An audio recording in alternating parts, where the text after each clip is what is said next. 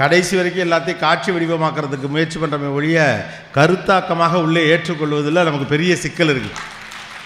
நான் அப்படி ஆள் தான். எப்போ போனாலும் அதெல்லாம் போனாலும் தூக்கி பிடிச்சிருந்த ஒரு காலகட்டம் வந்து 2004 நான் முதல் முறையாக அமெரிக்க அரசாங்கத்தால் சிறந்த இளம் செய்தியாளர் அப்படின்னு சொல்லிட்டு தேர்வு செய்யப்பட்டு அமெரிக்க அரசாங்கத்துடைய விருந்தினராக நான் போனேன். எனக்கு கிடைச்ச முதல் ரெக்கக்னேஷன் ஆக்சுவலாக அதுதான். அதுக்கப்புறம் தான் நம்ம ஆளுகள்லாம் கொடுத்தாங்க. எப்போயுமே அப்படி தான், அந்த அமெரிக்கன் விசா கொடுத்தா மற்றவங்களாம் கொடுப்பாங்கல்ல, அந்த மாதிரி. அப்போ போனப்போ என்னென்னா, ஒரு நிருபர் அப்படிங்கிற அடிப்படையில் அப்போலாம் ஒரு சின்ன கேமரா நான் வாங்கியிருந்தேன். அந்த கேமரா அந்த லென்ஸ் அப்படி அப்போ வியூ ஃபைண்டர் வழியாக தான் பார்க்கலாம். இப்போலாம் இந்த எப்படி பார்க்குறீங்களா கேஷுவலாக, அப்படிலாம் பார்க்க முடியாது. வியூ ஃபைண்டர் வழியாக தான் பார்க்கலாம். செல்ஃபோனில் கேமராக்கெல்லாம் இல்லாத ஒரு காலகட்டம் 2004. அப்போ என்ன ஆச்சுன்னு கேட்டிங்கன்னா, கிட்டத்தட்ட 40 நாள் அமெரிக்காவில் இருந்தேன். வாஷிங்டன் டிசியில் தொடங்கி வாஷிங்டன் வரைக்குமாக, கொஞ்சம் சைலண்டாக, வாஷிங்டன் டிசியிலேருந்து வாஷிங்டன் வரைக்கும் நான் போனேன். கிட்டத்தட்ட ஒரு 20 இடங்களுக்கெல்லாம் பயணம் பண்ணேன். 40 நாட்டு ரிப்போர்ட்டர்களோடு சேர்ந்து ட்ராவல் பண்ணேன். ஆனால் எதையுமே பார்த்த மாதிரியே தெரியல. எனக்கு ஒரு கண்ணு மட்டும் வீங்கின மாதிரி இருந்துச்சு. என்னென்னு கேட்டால், வியூ ஃபைண்டர் வழியாகவே பார்த்துருக்கேன். ஒட்டுமொத்த அமெரிக்காவையும் நான் வியூ ஃபைண்டர் வழியாக தான் பார்த்தேனே ஒழிய கடைசி வரைக்கும் நேராக 2 கண்ணால் மனுஷங்களை பார்க்கவே இல்லை. அப்போ வேறு வழி இல்லை. ஒரு ரிப்போர்ட்டராக நான் வருதுனால இயல்பாகவே ஒரு இன்ஸ்டிங் இருந்துச்சு. நம்ம எல்லாத்தையும் காட்சி வடிவமாக்கணும், இதை வச்சு ஸ்டோரிஸ் பண்ணணும் அப்படின்னு இருந்தது. பரவாயில்ல, அது வேலை. இதுக்கு எதுக்கு வேலையத்த வேலை? கையில் போன் இருக்குன்னு எல்லாத்தையும் எடுத்துகிட்டு கடைசியில் பார்த்தா மெமரி இருக்காது. இப்போ என்ன தெரியுமா நடக்கும்? பிடிச்சி சட்டையை பிடிச்சி இழுத்து கழுத்தில் தோலை இறுக்கி 10 ஃபோட்டோ எடுக்கிறது. கடைசியில் இது மாதிரி எல்லாத்தையும் ஃபோட்டோவாக எடுத்துகிட்டு நம்மளையும் ஒரு 25 செல்ஃபி எடுத்துகிட்டு முக்கியமான ஃபோட்டோ எடுக்கிறப்ப அதில் டேட்டா இருக்காது, அந்த இடம் இருக்காது. உடனே வேக வேகமாக போய் அழிக்கிற ஃபோட்டோ முக்கியமான ஃபோட்டோவாக இருக்கும். ஓகே, எப்போதுமே இதயத்துக்குள்ளே பதிவு பண்ண முயற்சி பண்ணுங்கள். ஏன்னா இந்த டெக்னாலஜி வர வர வர இதான் பிரச்சனை. இந்த ஏன் எதற்கு எப்படியில் முதல்ல இந்த ஏக்கு முதல் ஏரியா இதுதான் லைஃப்பில். நான் முதல்ல சொன்னல, ஏன் எதற்கு எப்படி என்று எப்பொழுதுமே கேள்வி கேட்க வேண்டும். நானும் அடிக்கடி சொல்லுவேன், ஏன் எதற்கு எப்படி அப்படின்னு அடிக்கடி கேள்வி கேட்கணும் அப்படின்னு.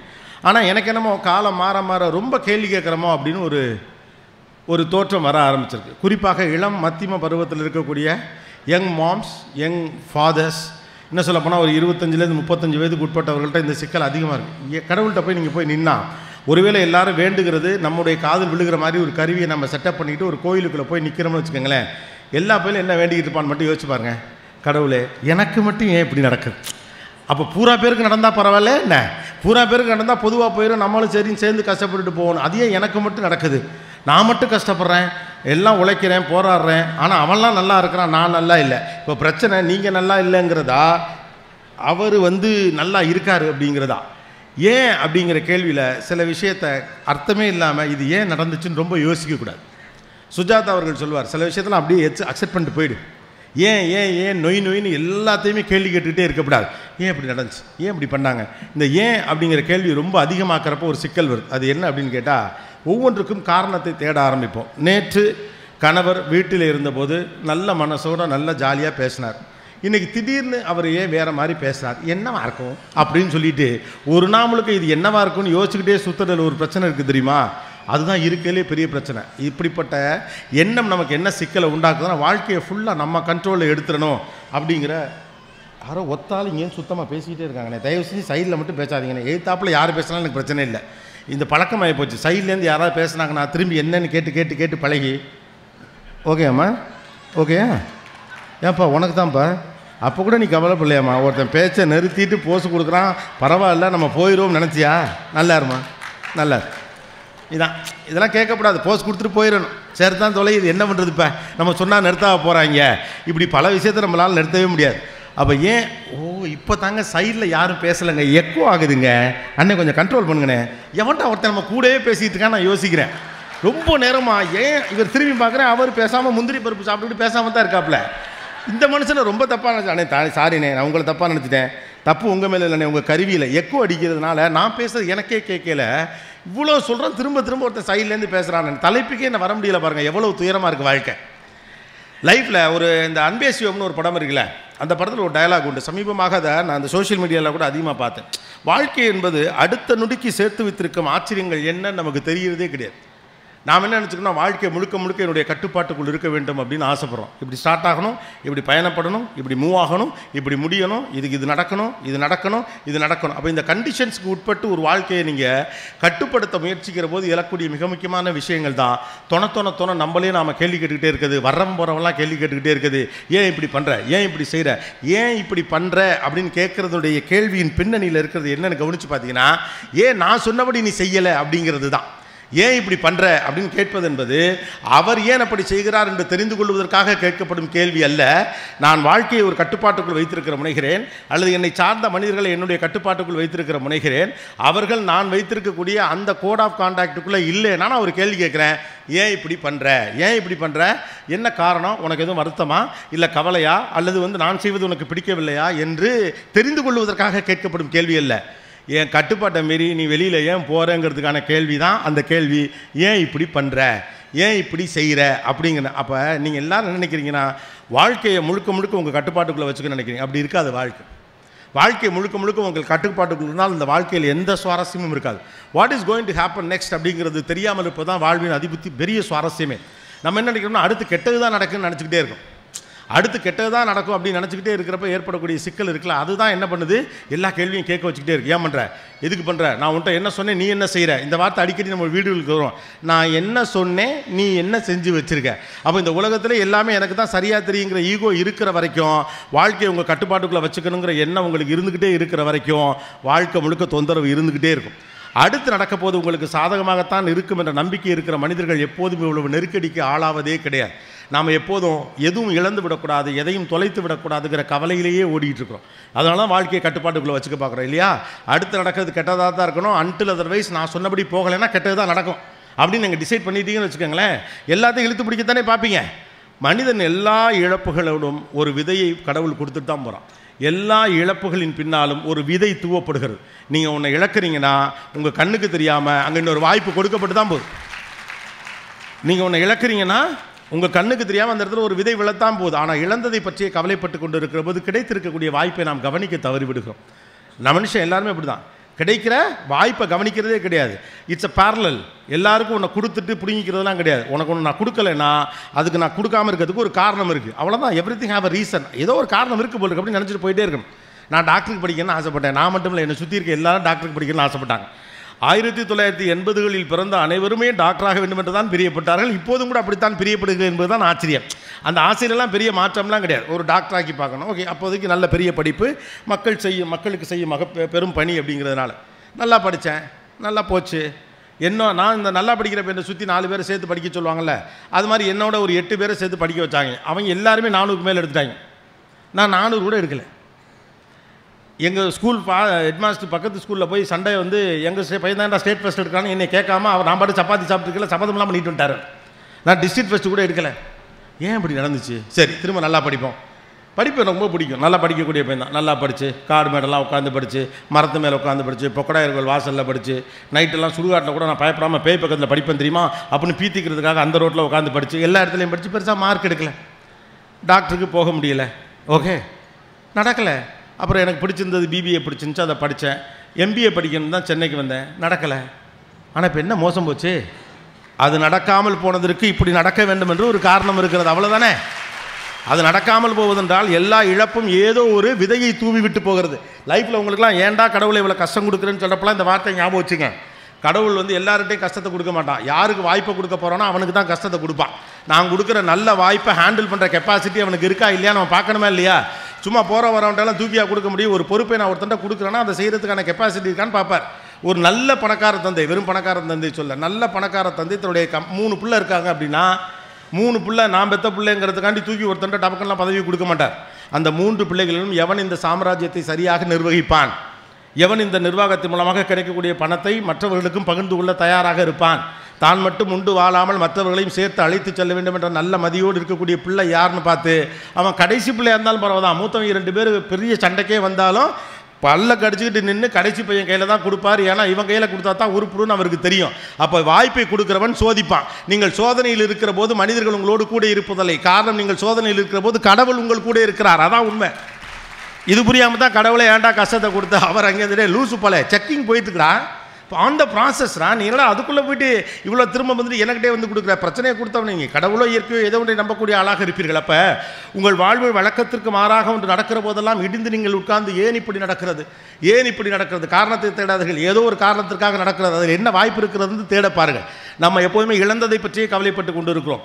இதில் பெரிய பிரச்சனை என்னன்னா, சில பிம்பங்களை குறியீடாக வைத்திருக்கிறோம். நமக்கு அப்படி தான் பழக்கியிருக்காங்க. பணக்காரன் அப்படின்னா அதுக்கு ஒரு குறியீடு வச்சுருக்கோம். அவன்கிட்ட ஒரு பெரிய கார் இருக்கும், வீடு இருக்கும், நிறைய நகை நட்டு இருக்கும், பெரிய இடத்துல பணக்கார இடத்துல கல்யாணம் பண்ணியிருப்பாங்க, அல்லது பெரிய வெளிநாட்டில் போய் படிச்சிருப்பானுங்க, ஊருக்குள்ளே 100 ஏக்கர் நிலம் வச்சுருப்பான். இப்படி ஒரு கணக்கு வச்சுருக்கோம். வசதியாக வாழ்வது அப்படின்னா நம்ம இந்த இந்தியாவுடைய பெரிய பணக்காரர்களோ உலகத்துடைய பெரிய பணக்காரர்களோ பார்த்து சில குறியீடுகளை வச்சுருக்கோம். இப்படிலாம் அந்த பணக்காரன் ஒரு ப்ரீமியம் கார் வச்சுருந்தாருன்னா அவன் பணக்காரன், கையில் பெரிய நகை வச்சுருந்தா பணக்காரன், இப்படிலாம் இருந்தால் அவர் பணக்காரரு அப்படின்னா நம்ம ஒரு கணக்கு வச்சுருக்கோம். அப்போ என்ன பண்ணுறோம், வாழ்க்கையில் ஜெயிப்புங்கிறத நம்ம எப்படி பார்க்குறோம், குறியீடுகளோடு கனெக்ட் பண்ணி பார்க்குறோம். இந்த குறியீடுகளோடு கனெக்ட் பண்ணி பழகிட்டதுனால தான் உங்களுக்கு கிடைப்பது எது கிடைக்கிறதுனே நம்ம கவனிக்க மாட்டேங்கிறோம். உங்கள் கையில் கொடுக்கப்பட்டும் கூட இதைத்தான் நீங்கள் தேடிக்கொண்டிருந்துன்ற காது இதே தெரியாமல் நம்ம அதை கடந்து போயிடுறோம். ஒரு பையனுக்கு ஸ்போர்ட்ஸ் கார் மேலே ரொம்ப ஆசை. அவர் பெரிய பணக்காரை விட்டு பையன். அவங்க அப்பாவுக்கு வந்து ஒரு ஸ்போர்ட்ஸ் கார் வாங்கி கொடுக்கலாம் சாதாரண விஷயங்க, ரொம்ப சாதாரண விஷயம். அவ்வளோ பெரிய பணக்காரர். அவன் என்ன பண்ணுறான், அவங்க அப்பா கிட்ட ஒரு ஸ்போர்ட்ஸ் கார் கேட்குறான். இது ஒரு வெளிநாட்டு கதை, அதனால அது ஸ்போர்ட்ஸ் கார். நம்ம ஒரு தான் பைக்குன்னு வச்சுக்கலாம்னு வச்சுக்கோங்களேன். ஒரு ஸ்போர்ட்ஸ் கார் கேட்குறது. அப்போ அவர் சொல்கிறாரு, நீ இந்த டிகிரியை நல்லபடியாக படித்து முடிச்சுட்டு என்னைக்கு அந்த பட்டத்தை வாங்கி கொண்டு வருகிறாயோ அன்றைக்கு உனக்கு ஸ்போர்ட்ஸ் கார், இது என் உறுதி அப்படின்னு சொல்கிறார். பையனுக்கு நம்பிக்கை வந்துருச்சு. சரி, அப்பா ஸ்போர்ட்ஸ் கார் வாங்கி தரேன்னு சொன்னார், எங்கிறதுக்காண்டியாவது படிப்போம்னு சொல்லிவிட்டு கிடுக்கிட்டுன்னு நல்லா படிக்கிறான். அவன் கண்ணு முழுக்க அந்த ஸ்போர்ட்ஸ் கார் சிகப்பு கலரில் ஒரு வண்டி வந்து வாசல் நிற்கிற மாதிரி அவன் கற்பிதம் பண்ணி கொண்டே இருக்கான். அவன் அந்த கற்பிதம் செய்து கொண்டே இருக்கான். இப்படி தான் அது இருக்கும் அப்படின்னு கணக்கு பண்ணி வர்றான். 3 ஆண்டுகள் 4 ஆண்டுகள் கஷ்டப்பட்டு படித்து முடித்து விட்டு அந்த பட்டத்தை வாங்கி கொண்டு அந்த அங்கியோடு ஓடி வரான். அப்பா கிட்ட வந்து அந்த சர்டிஃபிகேட்டை கேட்டு, அப்பா நீங்கள் சொன்னதுபடி நான் முதல் வகுப்பிலே தேறி இருக்கிறேன், இந்த பாருங்கள் என்னுடைய ஸ்போர்ட்ஸ் காருங்க, நீங்கள் வாக்குறுதி கொடுத்தீர்களே அப்படின்னு சொன்னோடனேயும் அவர் என்ன பண்ணுறாரு, அவனை கட்டி இணைத்து ஒரு முத்தம் கொடுத்து விட்டு ஒரு புத்தகத்தை பரிசாக அவனுக்கு கொடுக்குறார். ஓகே, நம்ம ஊரில் புத்தகம் பரிசாக கொடுத்தா எவ்வளோ கடுப்பாவாங்க யோசிச்சு பாருங்களேன். புத்தகத்தை மட்டும் பரிசாக கொடுத்தோம்னு வச்சுங்களேன், என்னமோ சரி தொலையுது அப்படின்னு வாங்கி வச்சுக்கிற மாதிரி வாங்கிப்போம். அது பெரிய பொக்கிஷத்தை கொடுக்குறோம் அப்படிங்கிற கணக்கெலாம் இருக்காது. என்னம்மா அங்கே எது இன்ஸ்ட்ரக்ஷனா, ஃபேனா, சே என்ன ஒரு அக்கறை. அந்த அக்கறையோட காரணத்தை கரெக்டாக சொல்கிறேன். என் பக்கம் ஃபேனை திருப்பினீங்கன்னா கரெக்டாக அவங்களுக்கு காற்று வரும். அனைத்து அறிவியலும் நான் அறிவேன்.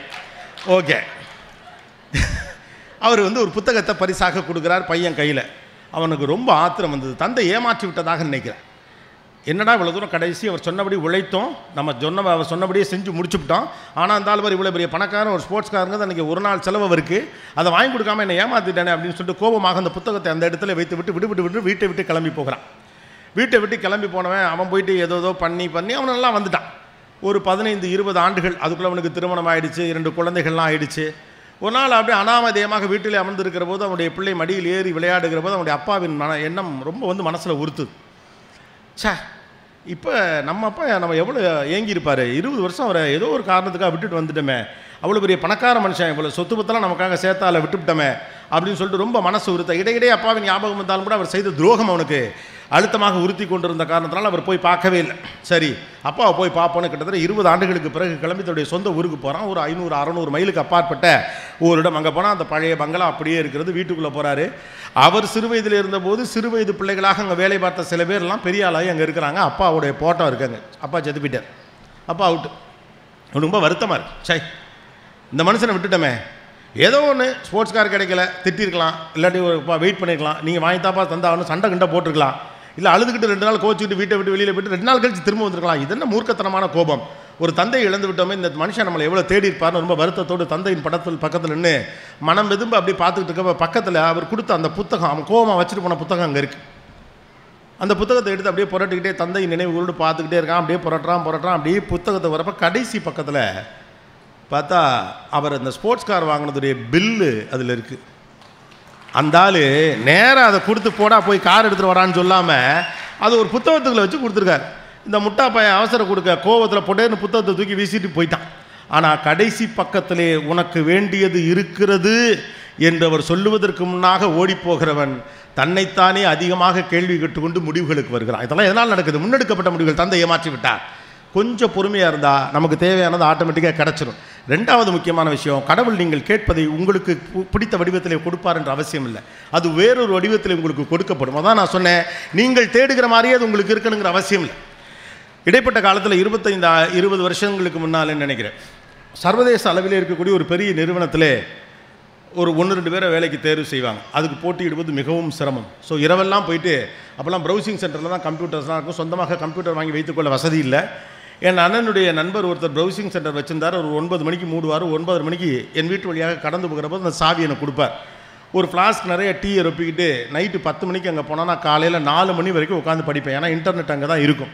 உட்காந்து படித்து அந்த பரீட்சையில் ரொம்ப கஷ்டம், நல்லா பரீட்சை எழுதினேன், நல்ல நான் இன்டர்வியூலாம் அட்டன் பண்ணேன். ஆல்மோஸ்ட் நான் தேர்வு செய்யப்பட்டு விட்டதை போல தான் தெரிஞ்சுது.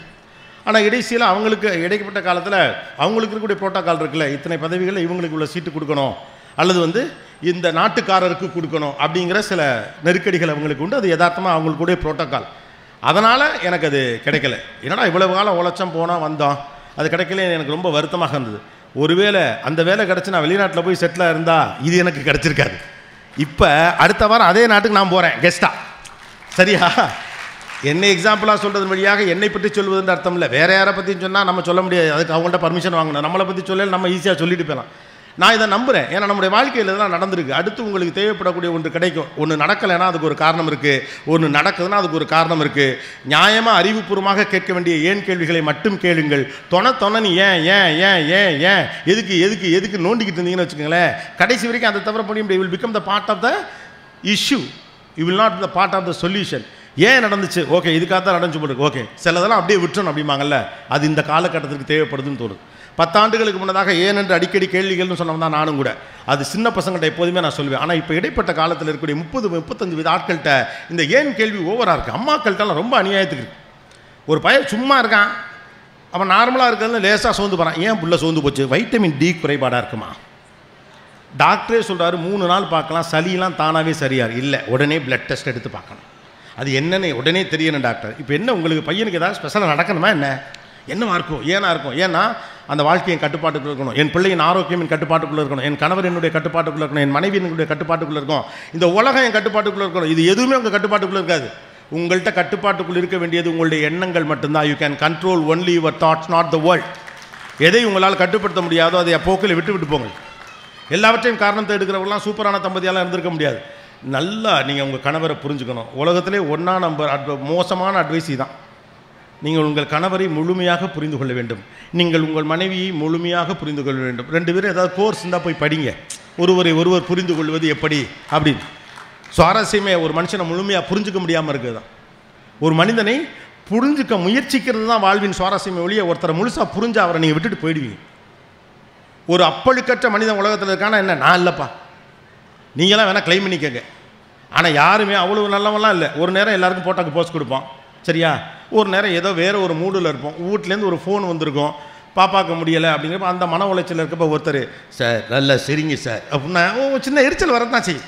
அப்போ ஒருத்தர் என்ன சொல்லுவார், அவர் நல்ல மனுஷங்க, ஃப்ரெண்ட்லியாக இருப்பாப்பில், வரிசை எல்லாருக்கும் ஃபோட்டோ கொடுத்தாரு அப்படிம்பாங்க. இப்போ இன்றைக்கி வரையில் ஃபோட்டோ எடுக்கணும் அப்படின்னாங்க. நானே இப்போ முடித்து எல்லாம் வாங்க மொத்தமாக இப்போ குடும்பத்தோட ஒத்த ஃபோட்டோ எடுத்து கொடுத்துட்டு வந்துட்டேன். இப்போ அது ஷேரிங் நடக்குதா இல்லையான்னு தெரியல. ஏங்க ஒரு ஃபோட்டோக்கு நீங்கள் மாட்டேங்கிறாங்க அவன் அப்படின்னு அவர் சொல்ல வாய்ப்பு இருக்குது. ஒரு இடத்துல 1000 ஃபோட்டோங்க மனுஷன் நின்னாருங்க அப்படின்னு சொல்ல வாய்ப்பு இருக்குது. அப்போ இதெல்லாம் உங்கள் கட்டுப்பாட்டுக்குள்ளே இல்லை. அப்போ உங்கள் கட்டுப்பாட்டுக்குள்ளே இருப்பது என்ன? உங்களுடைய தாட்ஸ் அண்ட் ப்ராசஸ் மட்டும்தான். அப்போ இந்த உலகத்தையும் இந்த வாழ்க்கையும் கட்டுப்படுத்த வேண்டும் என்று முயற்சி செய்கிற மனிதர்கள் எல்லோரும் சேர்ந்திருப்பதில் பிரிந்து விடுகிறார்கள். ஏன்னா நான் நினச்ச டேர்ம்ஸுக்கு கீழே இல்லை. ஏன் அவள் வந்து இப்படி நல்லா இருந்தீங்களே, ஓப்படியாளோட நல்ல நட்பு இருந்துச்சு, ஒரே குடும்பமாக ஒன்று மண்ணா இருந்தீங்களே, நாத்தனார்லாம் வரப்போகிறாங்களே, என்னாச்சு அப்படின்னா இல்லை அவங்க முன்ன மாதிரி முன்ன எப்படி இருந்தாங்க, நான் நினச்ச மாதிரி அவங்க இருந்தாங்க, இப்போ அவங்க நினச்ச மாதிரி அவங்க இருக்காங்க. நீங்கள் நினச்ச மாதிரி நீங்கள் இருக்கிறதுக்கு உங்களுக்கு உரிமை இருக்குன்னா அவங்க நினச்ச மாதிரி அவங்க இருக்கிறதுக்கு அவங்க உரிமை இல்லையா? இந்த உலகம் ஒன்றும் உங்கோட்டு இல்லை, எங்கோட்டும் தான், சரி தானே? சில பேர் பார்த்தீங்கன்னா ஹைவேல போகிறப்ப நீங்கள் கவனிச்சிருக்கீங்களா? ஹைவேல போகிறப்ப கூலாக குறுக்க வந்து நின்று மறப்பாங்க. சில ஏரியாலாம் பார்த்துருக்கீங்களா இல்லையா? ஏன் அப்படின்னா இது எங்கள் ஊரில் நீ வார, நான் எப்போ வேணாலும் போவேன். ஏன்டா அப்போ ஃபோனுங்கன்னு போட்டு வாங்கடா, எங்கள் ஏரியா நாங்கள் வரப்போகிறோம், நீங்கள் வந்துக்கிட்டு கால் வண்டியெல்லாம் நிறுத்துங்கன்னு சொல்லலாமா இல்லையா? அப்போ எல்லாவற்றுக்கும் காரணம் தேடக்கூடாது. தாத்தாவும் பாட்டியும் சேர்ந்து வாழ்கிறாங்க. ஒரு 60 ஆண்டு கால தாம்பத்தியம். ஒரு 7-8 பிள்ளைங்களை பெற்று 15-20 பேர பிள்ளைங்க. தாத்தா ஒரு 85 வயசில் செத்து போகிறாரு. நல்ல சாவு. 85 வயதில் எல்லாம் வெளிநாடுகள்லாம் பேர பிள்ளைகள்லாம் இருக்குது, எல்லாம் வர்றாங்க. இருந்து 3 நாள் பெருஞ்சாவு கொண்டாடி அவரை கொண்டு போய் அடக்கம் பண்ணிட்டு வந்துட்டு வீடெல்லாம் கழுவி விட்ட பிறகு இயல்பாக என்ன நடக்கும், அந்த பாட்டியை சுற்றி பேத்திமார்கள் பேரன்கள் எல்லாம் சுற்றி உட்காந்து தாத்தா அப்படின்னு கதை கேட்க ஆசைப்படுவார்கள். பாட்டிக்கு அதை சொல்ல பெருமையாக இருக்கும். 16 பேரம்பேத்தி, 7 பிள்ளைங்க எல்லாம் பண்ணி 2 கொள்ளு பிள்ளையெல்லாம் வேற இருக்குது. தாத்தாவை பற்றி பாட்டி சொல்லுவாங்க, நல்ல மனுஷன், ரொம்ப தங்கமானவர், எனக்கு ஒன்றுனா தாங்கிக்க மாட்டார், நாங்கள் அப்படி இருப்போம், அவருக்கு ஒன்றுனா நான் செய்வேன், எனக்கு ஒன்றா அவர் செய்வார், எங்கள் ஆளுகள்லாம் அவர் நல்லா பார்த்துக்கிட்டாரு. அதே மாதிரி என் மாமனார் மாமியாரெலாம் அது பல பொய் சொல்லும் பாட்டி, இருந்தாலும் சொல்லும். கடைசியில் ஒரு வார்த்தை சொல்லும், என்ன ஒன்று அந்த மனுஷனை புரிஞ்சிக்கவே முடியாதுங்க. புரிஞ்சிக்கவே முடியாதனால தான் 60 வருஷம் சக்ஸஸ்ஃபுல் லைஃபு. புரிஞ்சுட்டு இருந்தால் 3ஆவது வருஷம் புட்டுக்கிட்டு போயிருக்கும். நீங்கள் எதுவும் போட்டிலாம் நடத்தலை, அவரை சரியாக புரிந்து கொள்வது எப்படி? அதனால தான் சண்டை வருது. கணவன் மனைவிக்குள்ள எங்கேருந்து சண்டை வருது? தேவையில்லாமல் இந்த ஏன் கேள்வி கேட்குறதுல தான். அவர் நீங்கள் அவரை நல்லா புரிஞ்சு வச்சுருக்கீங்க, அவருக்கு எதுக்கு கோபம் வரும் புரிஞ்சு வச்சுருக்கீங்க, எதற்கு ஆத்திரம் வரும் புரிஞ்சு வச்சுருக்கீங்க, எதற்கெல்லாம் அவர் சோர்ந்து போவார் புரிந்து வைத்திருக்கிறீர்கள், எதையெல்லாம் அவர் தாங்கிக் கொள்ள மாட்டார் புரிந்து வைத்திருக்கிறீர்கள், யாரையெல்லாம் அவருக்கு பிடிக்கும், யாரையெல்லாம் பிடிக்காது, அவர் தங்கச்சியை பிடிக்காது, ஏன் தங்கச்சியை பிடிக்கும், இப்படி பல விஷயங்கள் நீங்கள் புரிந்து வைத்திருக்கக்கூடும். ஆனால் ஒரு நாள் உங்கள் புரிதலுக்கு மாறாக அவர் நடந்து கொள்வார். உங்கள் புரிதலுக்கு மாறாக நடந்து கொள்வார். வழக்கமாக ஒரு இட்லியும் மிளகாப்பொடியும் பிடிக்கும், பெரிய சண்டையெல்லாம் வரணும், ரீசன்லாம் வராது. மனிதர்கள் பெரிய அளவுக்கு பிளவுபடுவதற்கு பெரிய சண்டைகள் காரணமே கிடையாது, சின்ன சண்டைகள் தான் காரணம். அதனால தான் சொல்கிறேன், சின்னது எல்லாத்தையும் தட்டி விட்டுறேன். இதெல்லாம் ஒரு மேட்ரு இல்லை, அதெல்லாம் அது அப்படியே விட்டுணும்பாங்கல்ல, அந்த மாதிரி. சரி தொலையுது, உப்பு கூட இருக்குன்னு சொன்னார், நாளைக்கு கரெக்ட் பண்ணிங்க, ஏன் ஒரு நாள் உப்பா சாப்பிட்டா மோசம் போச்சா, போங்கன்னு சின்னதாக ஒரு சண்டையை போட்டு முடிச்சு விட்டுறணும். என்ன வச்சதை சாப்பிட்டு போயிட்டு இருந்தீங்க, இப்போ என்ன புதுசாக பேச்சு அப்படின்னா என்னென்னா, நீ வச்சதை சாப்பிட்ற புள்ளேன்னு நான் புரிஞ்சுட்டேன், இனிமேல் என் புரிதலுக்கு மாறுபட்டு நீ யோசிக்கப்படாது. அந்த ஆள் 10 வருஷமாக உப்போட தின்னுட்டான், தொலையுது, ஒரு நாள் திடீர்னு வருது, எத்தனை நாளாக சொல்லாமல் இருக்கேன்ட்டு சாப்பாடு நல்லா இல்லைங்கிறார். அப்போ வச்சதை சாப்பிட்டு போகிற பிள்ளை நீ என்னதுக்கு இப்போ மாறுற? அப்போ பிரச்சனை அவர் மாறியதல்ல, அவர் உங்கள் புரிதலிலிருந்து மாறியது. நான் உன்னை புரிந்து வச்சுருக்கேன்ல, அந்த புரிஞ்சு வச்சுருக்கிறதுக்கு ஏற்ற மாதிரி இப்போ நடந்துக்கலாம். அப்போ என் புரிதல் தவறாங்கிற கோபம் தான் உங்களுக்கு அவருக்கு சண்டையே. நம்ம பிள்ளைகளுக்கு நமக்கு என்ன சண்டை? பிள்ளைய வச்சு நம்ம நல்லதுண்ணே, ஓகே ஓகே, யார் இது? சரி ஓகே, பரவாயில்ல, அப்படி இப்படி 2 பேர் இருந்தால் தான் நல்லாயிருக்கும். ஒரு மாதிரி கலகலன்னு கடைசி வரைக்கும் அந்த அம்மா அவங்களுக்கு ஃபேன் வைக்க சொன்னாங்க, வைக்கவே இல்லை தம்பி. எனக்கு வைக்காட்டியும் பரவாயில்ல, அவங்களுக்கு வைங்க. எப்படி உங்களுக்கு வேணுங்கிறப்ப நீங்கள் எனக்கு ஃபேன் வைக்க சொன்னீங்களோ, இப்போ எனக்கு வேணுங்கிறப்ப நான் உங்களுக்கு வேணும்னு சொல்கிறது தானே. மனித வாழ்க்கை சிம்பிள், கடந்து போயிட வேண்டியது தானே. Okay, so that what we need to understand is, இதெல்லாம் ஏன் வருது அப்படின்னா, நமக்கு சில முன்னெடுக்கப்பட்ட முடிவுகள் இருக்குது. வாழ்க்கை குறித்து நமக்கு ஒரு பயம் உண்டு. We are scared about life. Life ரொம்ப கஷ்டமான, அதனால தான் பிள்ளைகளை கூடுதலாக அழுத்துறோம். ஏங்க உண்மையாகவே எனக்கு மட்டும்தாங்க வருது. ஆக்சுவலாக அந்த 2 ரோவை கவர் பண்ண மாதிரி வைங்க, கேட்டது அவங்க தானே, எனக்கு பாதி வந்தால் போதும். ரைட். ஏம்மா காற்று கரெக்டாக வருதா? உலகத்தில் இவ்வளோ சௌரியமாக உட்காந்துக்கு பேச்சு கேட்டாலும் நான் பார்த்ததே இல்லைம்மா. மேலே உட்காந்துருக்க அதிகாரிகளுக்கு கூட சுமாராக தான் காற்று வருது. அடே அப்பா, என்ன ஒரு சௌரியம். இப்போ அவங்க வந்துட்டு நம்ம ஒரு என்ன எவ்வளோ நேரம் பேசுகிறேன்னு மட்டும் கேட்டோம்னா, நீங்கள் பாருங்க பேசுங்க அப்படிமா, ஏன்னா நல்லா ஃபேன் காற்று சௌரியமாக உட்காந்துருக்கோம், நாளைக்கு லேட்டாக கூட எந்திரிச்சிக்கலாம் அப்படின்னா நீ பேசு அப்படிங்கம்மா. ஏன் நமக்கு இந்த கவலை வருகிறது அப்படின்னா, சில முன்னெடுக்கப்பட்ட முடிவுகள் நம்மை உறுத்தி கொண்டே இருக்கு.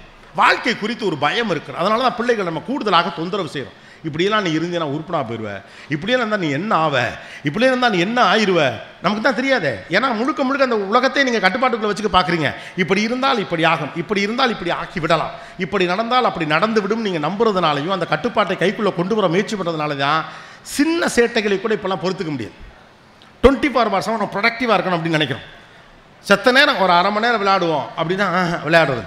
என்னுடைய நிகழ்ச்சியில் ஒரு முறை என்ன எங்கள் அம்மா ரொம்ப அடிக்கிறாங்கன்னு ஒரு பையன் சொன்னாப்பு.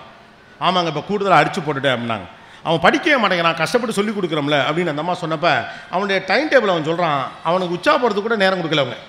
சார் நான் ஸ்கூல்லேருந்து வரேன் சார், வந்து நான் ஷூவை கலட்டினோடனே படின்னு சொல்கிறாங்க, எனக்கு ஒரு 1/2 hour டைம் கொடுக்கலாங்க. இல்லை சார் படிக்கணும்லங்க. அப்போ அந்த 1/2 hour கூட டைம் கொடுக்காம அவன் படித்து அவன் என்ன பண்ண போகிறான்? அவன் படித்தவனுக்கு எல்லாம் கிடைச்சாலும் அது 1/2 hour டைம் கொடுக்காத அம்மா மேலே இருக்க ஆத்திரம் போகிறதே கிடையாது. அப்புறம் அவன் வெறுப்போடே படித்து வந்தவன் சந்தோஷமாக சமூகத்துக்கு சேவையெல்லாம் செய்ய மாட்டான், தூக்கி போட்டு மிதிப்பான். நம்மகிட்ட தான் அதிகாரம் கிடச்சிருச்சு இருக்கவனால வெளுன்னு வெளுப்பான். பார்த்துருக்கீங்களா இல்லையா? ஏன்னா அவங்களுக்குலாம் சந்தோஷமாக படித்து வரல. அப்போ ஒன்றை சந்தோஷமாக செய்வதில் நமக்கு பயம் இருக்குது. வாழ்க்கை குறித்து இருக்கக்கூடிய பயம் சில முன்னெடுப்பான நடவடிக்கைகளை நம்ம மீது திணித்து இருக்கிறது.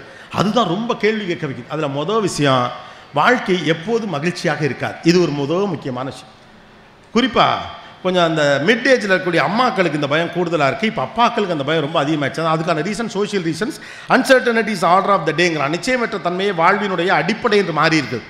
நல்லா ஒரு கவர்மெண்ட் உத்தியோகத்தில் சேர்ந்துட்டோம்னா கடைசி வரைக்கும் நம்ம பாட்டுக்கு இருக்கலாம், கவர்மெண்ட் உத்தியோகம் முடிஞ்சோடனே நம்ம பிள்ளைக்கு வேலையை கொடுத்துருவாங்க, நம்ம பாட்டுக்கு நம்ம பொழப்ப பார்த்துட்டு போகலாம். ப்ரைவேட் நிறுவனங்களில் கூட படித்து முடிச்சுட்டிங்கன்னா உங்களுக்கு வேலை கிடச்சுன்னா அடுத்து வாரிசுக்கு ஒரு வேலைன்னு கொடுப்பாங்க, ஸ்டைஃபண்ட் கொடுப்பாங்க, அப்புறமா பென்ஷன் கொடுப்பாங்க. இப்போல்லாம் பூரா பல்பையும் பிடிங்கி விட்டாங்க.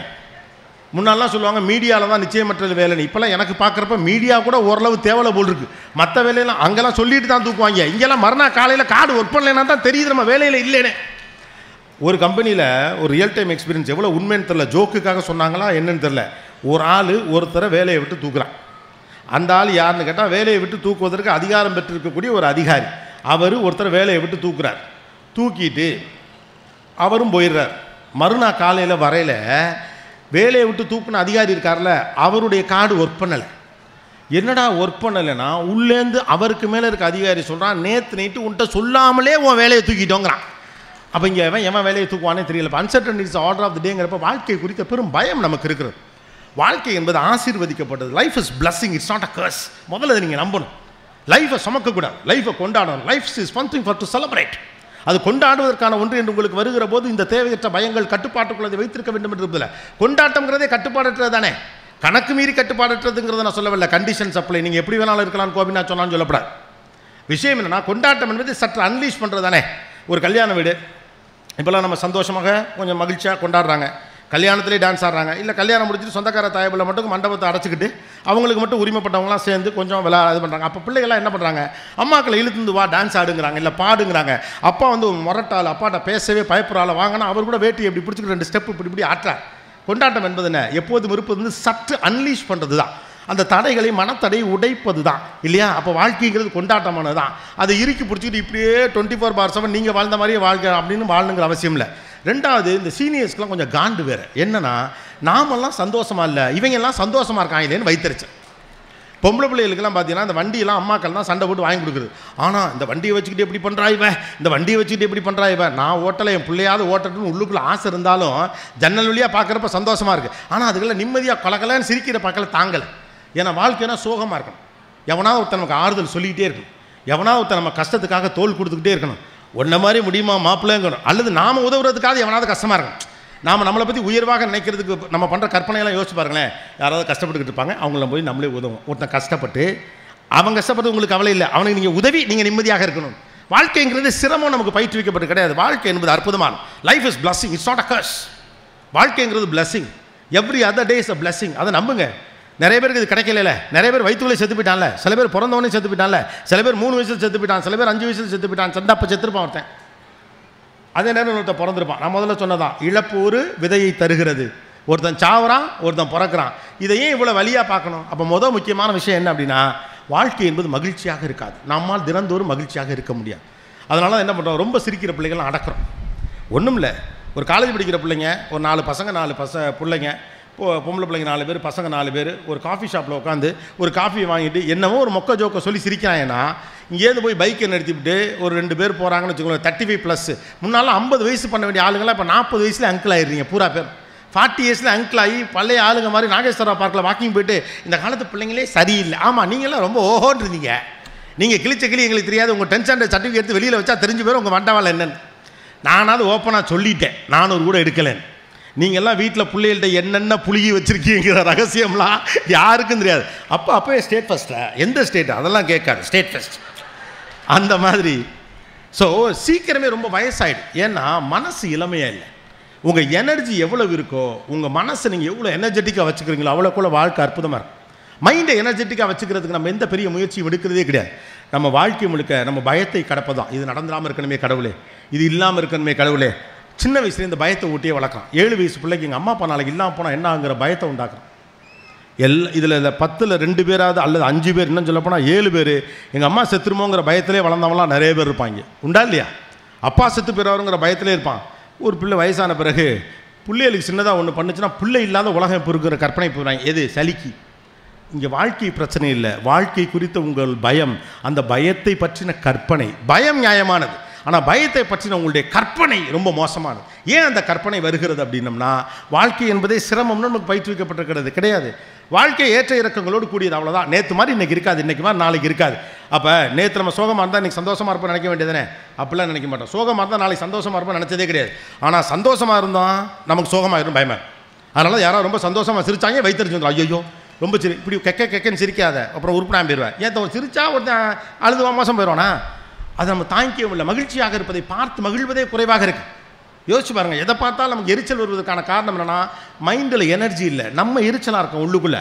அதெல்லாம் 4 வயசு பசங்க 4 வயசு பிள்ளைங்க சந்தோஷமாக காஃபி ஷாப்பில் இது பண்ணிக்கிட்டு ஏதோ பேசி சிரிச்சா கூட அவங்க யார் பெற்ற பிள்ளையோ அவங்க படிக்கிறாங்க என்னமோ பண்ணிட்டு போகிறாங்களே, பாரு எப்படி கெக்கன்னு சிரிக்கணும், இதெல்லாம் உருப்படா போகுது.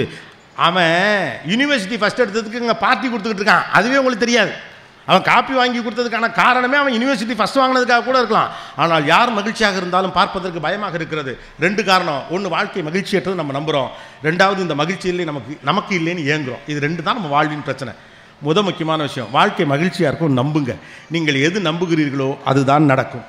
நீங்கள் நடக்கும் நினச்சாலும் நீங்கள் நினைக்கிறதா சரி, நடக்கலே நினைச்சாலும் நீங்கள் நினைக்கிறதா சரி. நான் பணக்காராவே நினைக்கிறவன் பணக்காரனாகிறத பற்றி யோசிப்பான்.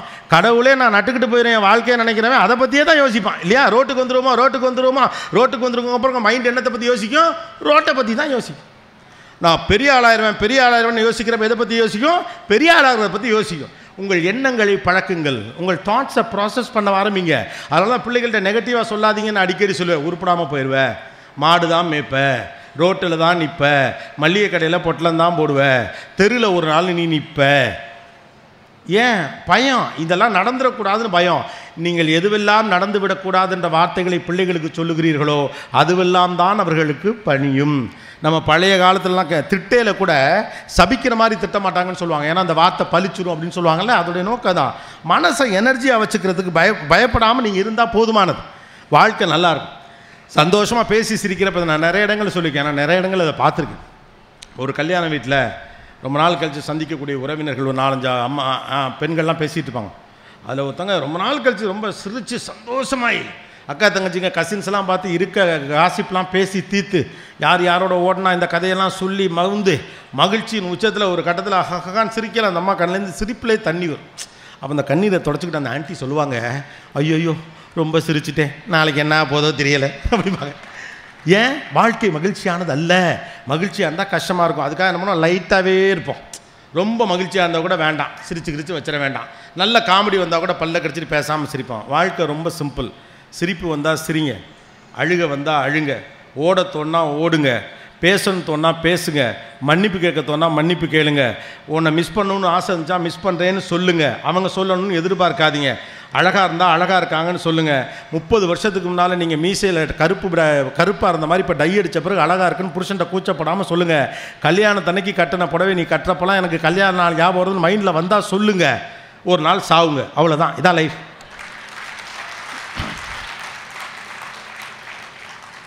சாவுங்கன்னு சொல்லாலே ஏன் கை தட்டுறீங்க தெரியுமா?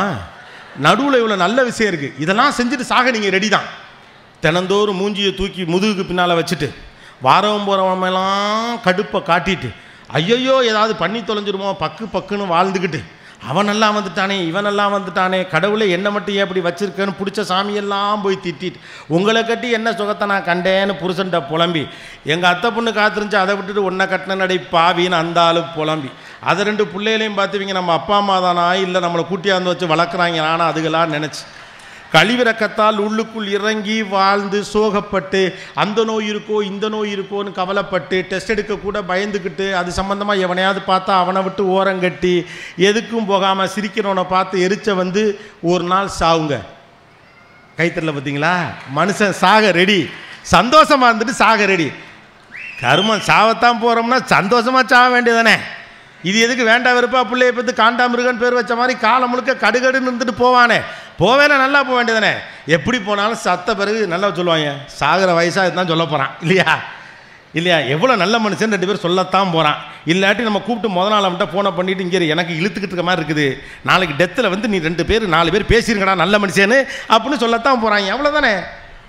Life is so simple, don't complicate it. இந்த வாழ்க்கை உங்களுக்கு கொடுக்கப்பட்டதுடைய நோக்கம் நீங்கள் கொண்டாடுவதற்கு தான்.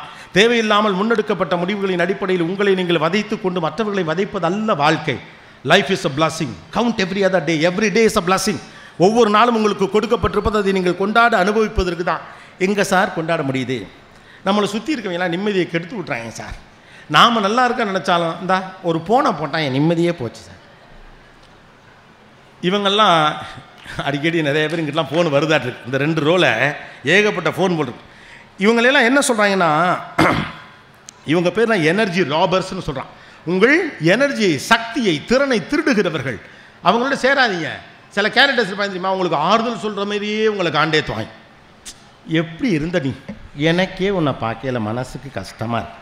நாம் அன்னைக்கு தான் காலையில் இருந்துச்சு புதுசாக ஷூவெல்லாம் வாங்கி வாக்கிங் போயிட்டு ஃப்ரெஷ் ஏரை நான் பீஸ் பண்ணிக்கேன், பாசிட்டிவாக திங்க் பண்ணோம். நேற்று நைட்டு கோபிநாத் பேசுனது நான் வீடியோவில் கேட்டேன், இனிமேல் ஓஹோன்னு வரணும் அப்படிங்கிற வாக்கிங் போயெல்லாம் 6:30 மணிக்கே போன போட்டுருவான். மாப்பிள்ளை எப்படி இருக்க, நல்லா இருக்கேன், என்ன பண்ணியிருக்கேன், வாக்கிங் போயிட்டுருக்கேன். வாக்கிங் போய் ஆமாம் மாப்பிள்ளை நீ வாக்கிங்லாம் அவசியமாக போகணும், ஏன்னா சுகர் வேறு உனக்கு அதிகமாகிருச்சு. நான் வாக்கிங் போகிறது சுகந்தமான காற்றை அனுபவிப்பதற்காக. ஏன் சொல்கிறேன்னு கேட்டிங்கன்னா, இப்போ நம்ம மேலே திரு மாமா இல்லை, ஆமாம் நம்ம மாடி வீட்டில் குடியிருந்தார், ஆமாம் சுகர் ஏறி காலை எடுத்துட்டாங்கடா, காலையில் வாக்கிங் போகிறவன்ட்டா காலை எடுத்துட்டாங்க. இப்போ இவன் நம்மளை நல்லா இருங்கிறானா இல்லை இவன் நிம்மதியாக இருக்கக்கூடாதுன்னு காலையில் அலாரம் வச்சு ஃபோன் அடிக்கிறானா. சில கேரக்டர் சுற்றி வளைச்சி உங்களுக்கு அந்த இடத்துக்கு தான் வருவாங்க. சில கேரக்டர்ஸ் என்ன பண்ணுவாங்க, சுற்றி வளைச்சி அந்த இடத்துக்கு தான் வருவாங்க. ஏதோ ஒரு வகையில் என்ன சொன்னால் இவருடைய மனம் கோணும் என்று அவர்களுக்கு தெரியும். அதை ரொம்ப அழகாவோ சூதிங்காவோ இல்லை ஹார்டாவோ எப்படியோ சுற்றி அந்த இடத்துக்கு வர்றான்ல, அவனை முதல்ல விளக்குங்க. அவன் தான் உங்கள் எனர்ஜி ராபர். உங்களுடைய ஆற்றலை திருடுகிறவர்கள் அவர்கள் தான். அந்த ஆற்றலை திருடுகிற மனிதர்களிலிருந்து தூரம் இருங்கள். அந்த டாக்ஸிக் பீப்புள்லேருந்து நீங்கள் கொஞ்சம் வெளியே போக போக ஆட்டோமேட்டிக்காக உங்களுக்கு இந்த உலகம் பற்றி தெளிவாக புரிய ஆரம்பிச்சாங்க. ஆனால் நம்ம பிரச்சனை என்ன தெரியுமா, நம்மளை அன்பு செலுத்த 1000 பேர் இருப்பான், அவ்வளோ பேர் பிரியமாக இருப்பாங்க. ஆனால் நம்ம குடும்பத்தில் நம்ம என்ன செஞ்சாலும் நம்ம குறை சொல்கிறதுக்கு நான் ஒரு அந்த ராபர் இருக்கான் பாருங்க, அவனை பற்றியே தான் யோசிப்போம். இந்த மைண்ட் அவனை பற்றியே தான் யோசிப்போம். ஒரு வெளியூருக்கு போயிட்டு வந்தால் கூட மற்றவங்களுக்கு பரிசு வாங்குறத பற்றிலாம் யோசிக்க மாட்டீங்க. அந்த ஆளுக்கு வாங்கிட்டு போனால் அவன் ஏதாவது சொல்லிவிடுவான், அவன் உங்களை மிரட்டிக்கிட்டு இருக்கான்னு அர்த்தம் இல்லையா. ஒதுக்கி வைங்களேன், என்ன ஆக போகுது, நான் சொன்னதானே நடக்கும், எல்லாம் பண்ணிட்டு ஒரு நாள் செத்து போயிடுவான், அவ்வளோதான். அந்த ஆள் அன்றைக்கி அதான் சொல்ல போகிறான், நல்ல மனுஷன் செத்து போயிட்டான். ஒருவேளை அந்த ஆள் முந்திக்கிட்டானா, நாம அவன் ஜாவில் போய் நல்ல மனுஷன் செத்து போயிட்டான், இவனை தான் முந்தானத்து நைட்டு வரைக்கும் திட்டான், இவனுக்கெல்லாம் ஒரு சாவு வராதா அப்படின்னு சொன்னால் கூட அன்றைக்கி தான் அதுன்னு சொல்ல போகிறோம். Concentrate on people those who love you. Concentrate and attach with the people those who give you a positive vibes. இந்த வாழ்க்கை அற்புதமானது என்று உங்களிடம் பேசுகிற மனிதர்களோடு சேர்ந்திருங்கள். அவர்கள் தரக்கூடிய ஆற்றலோடு உங்கள் ஆற்றலை சேர்த்துக் கொள்ளுங்கள். மாறாக உங்கள் ஆற்றலை திருடுகிற மனிதர்களோடு நீங்கள் தொடர்ந்து சேருகிற போது உங்கள் மனசு சோர்வடைகிறது. உங்களுடைய வாழ்வின் சாரம் என்பது உங்களுடைய மனசு எவ்வளவு மகிழ்ச்சியாக இருக்கிறதுங்கிற பொறுத்து தான், அது எவ்வளோ எஃபெக்டிவாக இருக்குது அப்படிங்கிறது தான். எல்லா வேலையும் பார்க்குறோம், சில பேர் ஜெயிக்கிறான். எல்லா வேலையும் பார்த்து நான் ஏன் ஜெயிக்கலை, ரெண்டுக்கு பேருக்கும் ஒரே ஒரு வித்தியாசம் தான், அவருடைய மனசு மகிழ்ச்சியாக இருக்குது, மனசு ஆற்றலோடு இருக்குது, நம்ம மனசு தோய்வடைகிறது. இந்த மனசை நம்ம ஒரு ஹார்ட் டிஸ்க் எடுத்துக்கோங்களேன். இப்போ ஒரு கம்ப்யூட்டர் வச்சுக்கோங்களேன், நிறைய பேர் பணி செய்யக்கூடியவர்கள் கம்ப்யூட்டர்லாம் பயன்படுத்தக்கூடிய ஆட்களாக இருப்பீங்க. இப்போ நீங்கள் ஒரு கம்ப்யூட்டர் யூஸ் பண்ணுறீங்க அப்படின்னு வச்சுக்கோங்களேன், ஒரு 500 GB இருக்கக்கூடிய கம்ப்யூட்டரில் ஒரு 200 GB நீங்கள் ஃப்ரீயாக வைப்பீங்க. அப்போ தான் அந்த கம்ப்யூட்டருடைய ப்ராசஸர் ஒழுங்காக நடக்கும். அப்படி தான் நம்ம மனசும் தேவையில்லாதான் உள்ளே வச்சுருக்கக்கூடாது. எப்போ தேவையில்லாதான் தூக்கி போட்டிங்களோ ஆட்டோமேட்டிக்காக தேவையானதை ஏற்றுறதுக்கு ஸ்பேஸ் கிடைக்கும். ஏற்கனவே இந்த குப்பை தொட்டி முழுக்க ரொம்ப கிடக்குன்னு வச்சுக்கோங்களேன், தேவையானதை எப்படி போட்டு வைக்க முடியும். இந்த உலகத்தில் ரொம்ப முக்கியமான வேலை அடுத்தவன் குப்பையை நம்ம மேலே கொட்ட விடாமல் பார்த்துக்கிறது தான். ஏன்னா ஏற்கனவே நம்ம குப்பையை எக்கச்சக்கமாக இருக்குது. இல்லை ஊராம்ட்டு குப்பையெல்லாம் வாங்கி சேர்க்கல, என்ன கிளுகிழுப்பு வேண்டி கிடக்கிறது. எழுத்து விட்டு பையனும் மாடி வீட்டு பொண்ணும் இப்போ ஒன்றா பைக்கில் போனதை இப்போ பார்த்தது வழியாக இப்போ உங்களுக்கு என்ன நடந்துருச்சு, அது வரலாற்று முக்கியத்துவம் மிக்கதா. சந்தோஷமாக பாருங்கள், அழகாக போச்சு இல்லை அப்படின்னு சொல்லிட்டு போயிட்டே இரு, முடிஞ்சு போச்சு, என்னப்போ ஹாப்பியாக இருக்கணும். நான் 2 விதமான நண்பர்களை சில பேரை பார்த்துருக்கேன். ஒரு பைக்கில் ஒரு கணவனும் மனைவியும் போகிறப்ப அவர் காதுக்கு பக்கத்தில் போய் அவ்வளோ காதலோடு பேசுகிற ஒரு பெண்ணை பார்க்கலாம். அவர் 2 பேர் 2 மாதிரி பார்ப்பான். அவன் காதோடு பக்கத்தில் போய் அவ்வளோ நாசூக்காக அழகாக அவனுக்கு மட்டும் கேட்கும்படியாக அந்த இறைச்சலுக்கு நடுவில் கூட அவள் பேசுவாள். அவள் என்ன பேசுவான்னு அவனுக்கு புரியும். இந்த பக்கம் ஒருத்தன் பைக்கில் போகிறான், இந்த பைக்கில் ஒருத்தன் போகிறான், இந்த பக்கம் போகிறேன் சனியனுங்க அப்படின்ட்டு போகிறான், இந்த பக்கம் பார்க்கவே ஆசையாக இருக்குல்ல அப்படின்ட்டு போகிறான். நீங்கள் அவன் என்ன பண்ணாங்கிறது அடுத்த விஷயம். சத்தியமாக இவன் நிம்மதியாக இருப்பான். பார்க்கவே ஆசையாக இருக்குல்லங்கிறவனுக்கு வாழ்க்கை அற்புதமாக இருக்கும். சனியங்கிறவனுக்கு பார்க்குற எல்லாமே சனியனா தெரியும். ஏன்னா நீ சனியே. இங்கே விஷயம் வெளியில் வேறு எதுவுமே கிடையாது. உங்கள் மனது எப்படி கண்டிஷன் செய்யப்பட்டிருக்கிறதோ அப்படி தான் இந்த உலகத்தை நீங்கள் பார்க்க போகிறீர்கள். எல்லா மனிதர்களும் ஒரே மாதிரி தான். உங்கள் முன்னால் இருக்கக்கூடிய இந்த ஊர் அப்படியே தான் இருக்குது, நிலம் அப்படியே தான் இருக்குது, ரோடு அப்படியே தான் இருக்குது. ஆனால் அதை நீங்கள் பார்க்குற விதம் மாறுகிறது. ஒருவன் அதை பாதுகாப்பாக பார்க்கிறான், ஒருவன் பாதுகாப்பற்றதாக பார்க்கிறான், ஒருத்தன் வாய்ப்பாக பார்க்கிறான், ஒருத்தன் இழப்பாக பார்க்கிறான். நொடிக்கு நொடி உணர்வு மனதனுக்கு மாறிக்கொண்டே இருக்கிறது. ஆனால் அதை நம்ம கன்சிடர் பண்ணுறதே இல்லை. இப்போ ஒரு புக்கில் நான் படித்தேன், நீங்கள் ஒரு ஊருக்கு போகிறீங்க, அழகாக ஒரு நதி ஓடிக்கொண்டு இருக்கிறது அல்லது சின்னதாக ஒரு வாய்க்கால் ஓடிக்கொண்டு இருக்குது. காரை நிறுத்திட்டு அல்லது பைக்கை நிறுத்திட்டு ஷூவை கலட்டிட்டு அந்த இடம் ரொம்ப ரம்மியமாக உங்களுக்கு ஃபீல் ஆகும். அந்த இடத்துல தண்ணியில் கொஞ்சம் நேரம் அப்படி பேண்ட்டை தூக்கிட்டு அல்லது நீங்கள் உங்கள் காலை நினச்சிட்டு நிற்கிறீங்க ஒரு 2 நிமிஷம். அதே ஆறு அதே இடம் அந்த இடத்த குறித்து வச்சுக்கோங்க. ஊருக்கு போகிறீங்க, போயிட்டு அந்த வேலையெல்லாம் முடிச்சுட்டு மறுநாள் திரும்ப வருகிறப்ப அதே இடத்துல நீங்கள் நிற்கிறீங்க. நின்று அந்த தண்ணியில் கால் நினைக்கிறீங்க. இது ரெண்டும் ஒன்று தான் பார்க்கல. அதே ஆள், அதே கால், அதே தண்ணி, அதே இடம், அதே நேரம், அதே கிளைமேட்டு. ஆனால் ரெண்டு உணர்வும் வேற வேற. முதல் முறை நீங்கள் கால் நினைத்த போது உங்கள் மன உணர்வு வேறு, இரண்டாவது முறை நீங்கள் கால் நினைத்த போது உங்கள் மன உணர்வு வேறு. முதல் முறை சுகந்தத்திற்காக நினைத்திருக்கலாம், இரண்டாவது ஏதோ மன அழுத்தத்திற்காக சுமைக்காக வந்து நின்றுருக்கலாம். ரெண்டுமே நமக்கு ஒன்று தான். வாழ்க்கையில் சுமை வந்தால் வரட்டும், இருந்துட்டு போட்டோம். சிரிப்பு வரும்போது சிரிங்க, அழுக வரும்போது அழுங்க. இதில் என்ன பிரச்சனை? லைஃபை கண்டிஷன் பண்ண ட்ரை பண்ணாதீங்க. This is what I'm trying to tell you people. That is why we are asking too much of questions. நமக்குள்ளே நம்ம நிறைய கேள்வி எழுப்புறோம்.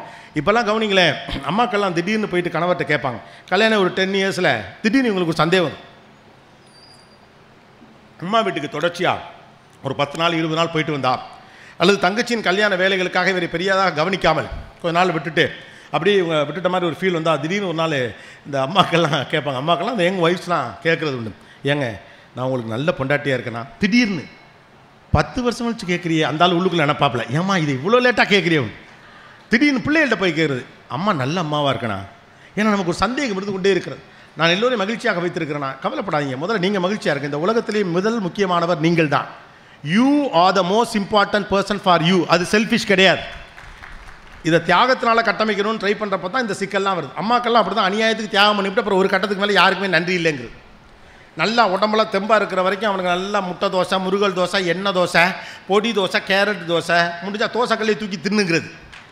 இதெல்லாம் பண்ணி போகிறது எல்லா சவரட்டையும் பண்ணி கொடுத்துட்டு அவனுக்கு ஒரு கட்டத்தில் அது பழகிடும். பிள்ளைகளுக்கு பழகின பிறகு உங்களுக்கு ஒரு வயசாகிறப்ப முட்டி வலிக்கும், இடுப்பு வலிக்கும், சரியாக சாப்பிடாதனால வயிற்று பிரச்சனைகள், கோளாறுகள் இருக்கும். அப்போ நீங்கள் சுணக்கப்படுறப்ப அம்மா முன்ன மாதிரி இல்லைங்கிறப்ப உங்களுக்கு ஆத்திரம் வரும். ரெசிப்ரோகேஷனே இவங்கள்ட்ட இல்லைன்னு யார் உங்களை பார்த்துக்க வேணான்னு சொன்னால் இதை தான் அவன் சொல்லுவான்.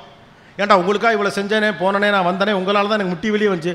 உடனே யாருமா தோசை ஊற்ற சொன்னால் நான் ஸ்விக்கியில் ஆர்டர் பண்ணியிருப்பேன்மா டொமீங்க ஏலே 30 வருஷம் சொல்கிறேன் அப்படின்னு தோணும். உங்களை நீங்கள் பார்த்துக்கொள்வது வந்து குற்றம் அல்ல. இதெல்லாம் சபிக்கப்பட்ட வாழ்க்கையில் நேரக்கூடியது. நான் இப்படி இருக்க வேண்டும், இப்படி இருந்தால் தானே கடைசியாகத்தான் நான் பெண்ணாக இருக்கிறவர்கள் சோறு திங்கணும். பசி வந்தால் சோறு திங்க வேண்டாம், எப்போ வந்தால் என்னென்ன. இப்போ பிள்ளைய பரவாயில்ல, அந்த கவலையெல்லாம் கிடையாது. என் கணவர் இலையில் தான் நான் தின்பேன். ஒரு வாழை எவ்வளோ வரப்போகுது, இன்னொன்று வாங்கி திங்க வேண்டியதானே.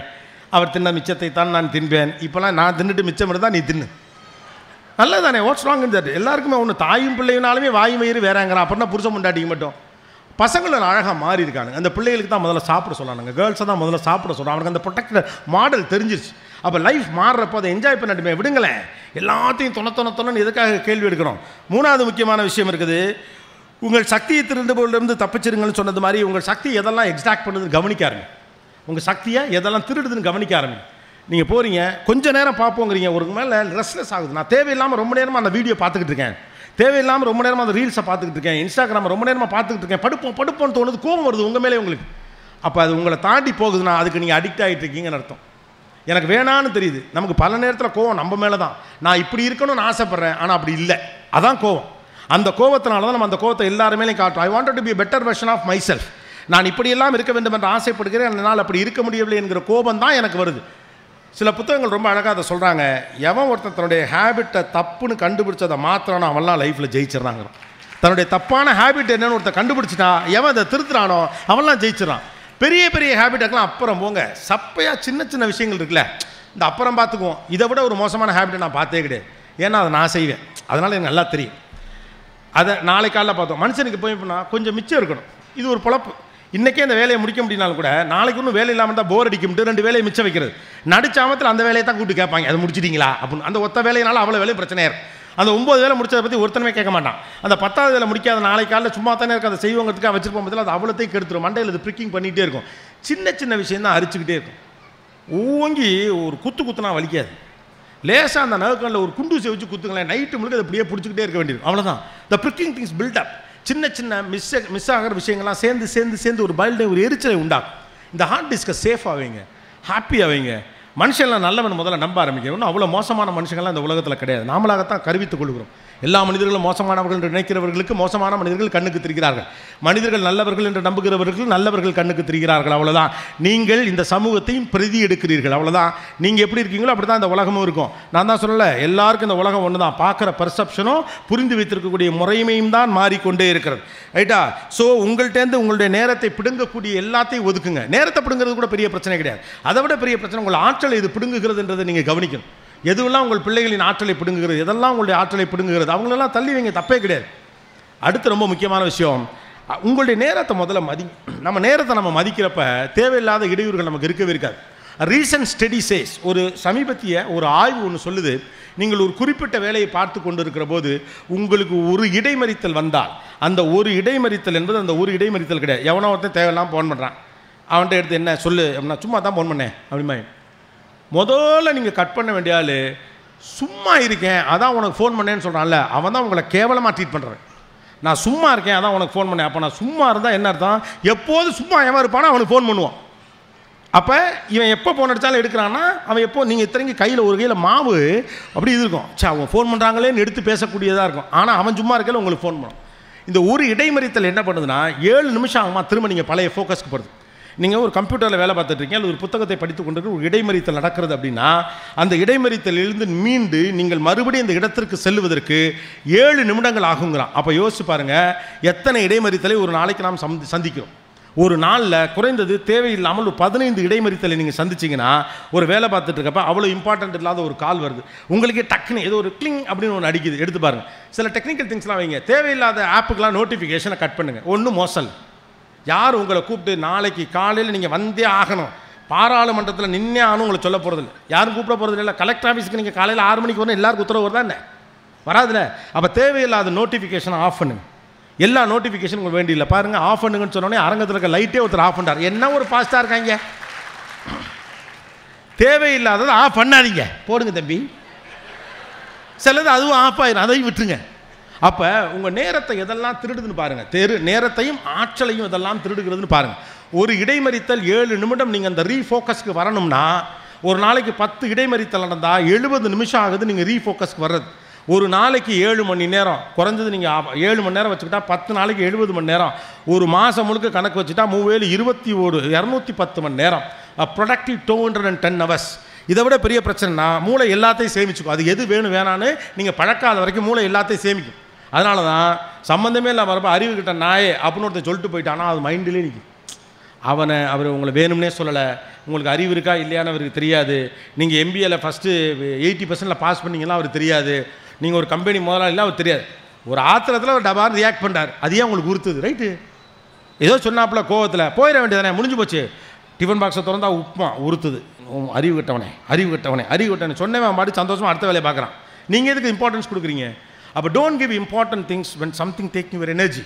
எது உங்கள் ஆற்றலை பிடுங்குகிறதோ அதிலிருந்தெல்லாம் தப்பித்துக் கொள்ளுங்கள். அது சோஷியல் மீடியாவாக இருக்கலாம், உங்கள் நேரத்தை புரிந்து கொள்ளாமல் உங்களுக்கு ஃபோன் செய்யக்கூடிய நண்பர்களாக இருக்கலாம். Don't show others that you are available. எப்போனாலும் இவன்கிட்ட பேசலாங்கிற மாதிரி, இவங்ககிட்ட பேசலாங்கிற மாதிரி பிம்பத்தை கட்டமைக்காதீங்க.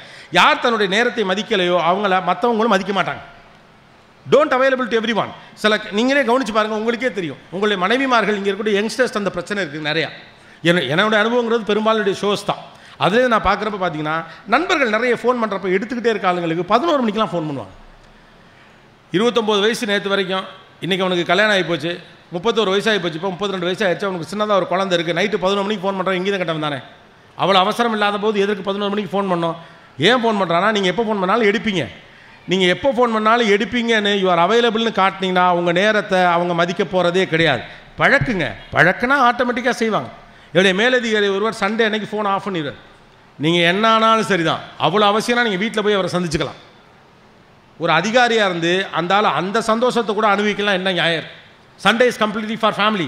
நீங்கள் என்ன வேலையாக இருந்தாலும் சரிதான், அதை மீறி நீங்கள் போகணும்னா அவரை அணுகுவதற்கு 2 பேருக்கு மட்டும் அனுமதி இருக்குது. அவங்களுக்கு அவருடைய லேண்ட்லைன் நம்பர் தெரியும், அதில் கூப்பிடுவாங்க. அதுவும் அவசியம்னா மட்டும்தான் கூப்பிடுவாங்க.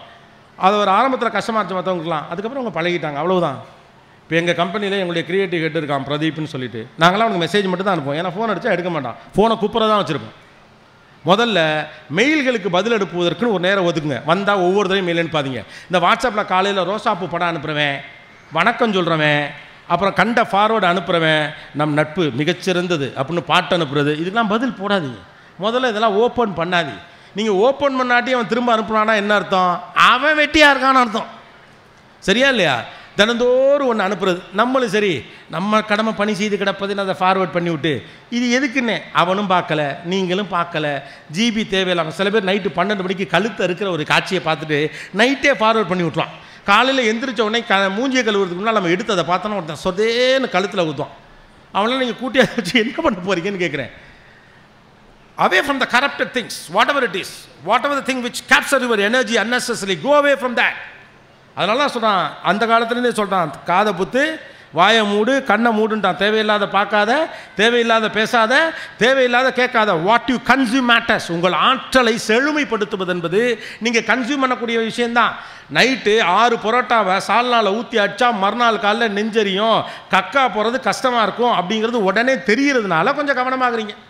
ஆனால் தேவையில்லாத ஒரு விஷயத்தை நீங்கள் ரிசீவ் பண்ணி அது உங்கள் மூளைக்கு சென்சரியாக அனுப்புனா, உங்கள் மனசில் அது போய் பதிஞ்சா அது எத்தகைய பாதகங்களை விளைவிக்குன்னு உடனே தெரியாதனால நீங்கள் அதை கன்சியூம் பண்ணுறீங்க. வயிற்றுக்கு கன்சியூம் பண்ணுறதை விட ரொம்ப முக்கியம் மனசுக்கு நீங்கள் என்ன கன்சியூம் பண்ணுறீங்கிறதான். எவ்வளோ நல்ல பாருங்கள், நல்லது பேசினா லைட்டு வந்துடும். ஓகே, இப்படி பல சுச்சுவேஷன் லைஃப்பில் வரணும். நம்ம இது மாதிரி மேனேஜ் பண்ணிட்டு போயிட்டே இருக்க வேண்டியதுதான். ஒருத்தர் வேணும்னா ஆஃப் பண்ண போகிறாரு. இப்போ நம்ம இப்படி கூட நினைக்கலாம், எவனா ஒருத்தர் சரி பண்ணுறான்டா, நாம் பேசுகிறது பிடிக்காம ஒருத்தன் ஆஃப் பண்ணுறான்டா, ரொம்ப நேரமாக நினச்சிட்டு இல்லை இந்த தம்பி தான் சைட்லேருந்து பேசிகிட்டு இருக்காப்லன்னு. கடைசியில் பார்த்தா அது ஏக்கோ. அது மாதிரி ஒவ்வொன்றுத்துக்கும் காரணம்லாம் தேடிட்டுலாம் இருக்க வேண்டாம். கோ சிம்பிள், மூவ் ஆன். எதெல்லாம் அது இது பண்ணுதோ எனர்ஜைஸ் ஒரு எனர்ஜி, அவ்வளோதான். இந்த இந்த இந்த இந்த ஏரியாவை நீங்கள் ஹாப்பியாக வச்சுக்கிட்டு உண்டை பண்ணுங்கள். இதுக்கு முன்னால் உங்கள் ஈகோ ஒன்றுமே கிடையாது. உங்களுக்கும் உங்கள் உற்ற நண்பருக்கும் தகராறு, அல்லது உங்களுக்கும் உங்கள் மனைவிக்கும் தகராறு. 3 நாள் கழித்து கர்மம் எப்படி பேசத்தானே போகிறீங்க இல்லையா? ஒரு 3 நாள் கழித்து வேறு ஆளும் இல்லை, எங்கே போய் தொலையுது? கடைசியில் அந்த மாட்டை தான் நீங்கள் சரண்டர் ஆகணும், இல்லை அவர்கிட்ட தான் நீங்கள் போய்ட்டு ஏதோ பண்ணணும். 4 நாளா? அதான் அவங்க கெப்பாசிட்டி. 1 நாள் தானா? பாவம், ரொம்ப இலகுன மனசு போட்டு. எப்படி 3 நாள் கழித்து பேசத்தான் போகிறீங்கன்னா கர்மம் முத நாளே சாரி சொல்லிட வேண்டியது தானே. இப்போ எது முக்கியம், உங்கள் ஈகோவா உங்கள் மனசு நிம்மதியா? இந்த 3 நாள் எவ்வளோ கற்பனை வரும் பாருங்க. கற்பனை, நான் ஏன் இவ்வளோ கட்டினேன், இந்த பக்கம் இந்த மனுஷனை தவிர எவ்வளோ அலைன்ஸ் எனக்கு வந்துச்சு, இவனை போய் கட்டினேன், அதுவும் இப்படி கட்டியிருந்தா கூட பரவாயில்ல, இவளையா 7 வருஷம் காதலிச்சேன், இவனுக்காகவா வந்த அலைன்ஸ்லாம் வேண்டாட்டியும் ஒரு வேளை இல்லாத வெட்டிப்பேல கல்யாணம் பண்ணேன். எங்கள் அப்பா வீட்டில் நான் எவ்வளோ மகிழ்ச்சியாக இருந்தேன், எங்கள் அம்மா என்னை எப்படி பார்த்துருச்சு, நான் ஓஹோன்னு இருந்தவன், நான் ராஜாத்தி மாதிரி சந்தோஷமாக இருந்தவன், மழையிலே வெயிலில் எனக்கு பிடிச்ச மாதிரி ஒரு வாழ்க்கை வாழ்ந்துக்கிட்டு இருந்தேன். இவன் ஆரம்பத்துலேருந்தே அப்படி தான் பண்ணுறான். இந்த ஆள் கல்யாணம் பண்ண நாள்லேருந்து இந்த ஆள் மாறிட்டான். அவங்க அம்மா மோசம், அவங்க அப்பா மோசம், அவங்க அக்காக்காரி சொல்லிக் கொடுக்குறா, அவங்க அண்ணே மோசம், அவங்க தம்பி மோசம், அதுவும் நாத்தனாக்காரி இருக்காளே அவள் தான் அவ்வளோ சொல்லிக் கொடுக்குறா. இது எல்லாம் அவரை வெறுக்கிறதுக்காக கஷ்டப்பட்டு நீங்கள் தேடுகிற காரணங்கள். ஏன்னா உங்களுக்குள் இருக்கக்கூடிய அந்த பாசிட்டிவ் எனர்ஜி மைனஸ் ஆகி நெகட்டிவ் எனர்ஜியாக மாறுறப்ப ஒருத்தரை வெறுப்பதற்கு தேவைப்படக்கூடிய எனர்ஜி எல்லாத்தையும் நீங்கள் கலெக்ட் பண்ண ஆரம்பிங்க. உங்கள் எல்லாருக்கும் ஒன்று தான், ஒருவர் மீது நீங்கள் பிரியத்தோடு இருக்கிறீர்கள், அவரோடு உங்களுக்கு ஒரு சின்ன பிணக்கு ஏற்படுகிறது, நான் பல்ல கடிச்சுக்கிட்டு அவங்க செஞ்ச நல்லதை யோசிச்சு பாருங்கள். அந்த நல்லதை மட்டும் அந்த நேரத்தில் நீங்கள் யோசிச்சிட்டீங்க, இந்த எனர்ஜி கிராஸ் பண்ணுறது ரொம்ப கஷ்டம். அப்போ கஷ்டப்பட்டு 3 நாள் அந்த ஆள் மேலே வெறியேற்ற போகிறீங்க. ஆனால் மனிதர்கள் எவ்வளவு நல்லவர்கள் பாருங்கள். நீங்கள் இவ்வளோ தான் உங்கள் மனசை கெடுத்து வச்சா கூட அந்த 3 நாளில் கொலகாரப்பா இதுக்குள்ளே டைவர்ஸ் லெவலுக்கு முடிவு பண்ண கேரக்டர் சில இருக்குது, அது தனி. அவங்க அண்ணன்கிட்ட எல்லாம் கூப்பிட்டு இதுக்கு மேலே ஆகாதானே, அவங்க அண்ணனுக்குலாம் போகிறதுக்கே போடி 3 மாதத்துக்கு கொடுத்தது தான் சொல்கிறேன், ஒன்று பண்ணி தொலை இல்லாட்டி வந்து வாழ்ந்து தொலைன்ட்டு அந்த ஆள் விட்டுருவாப்ல.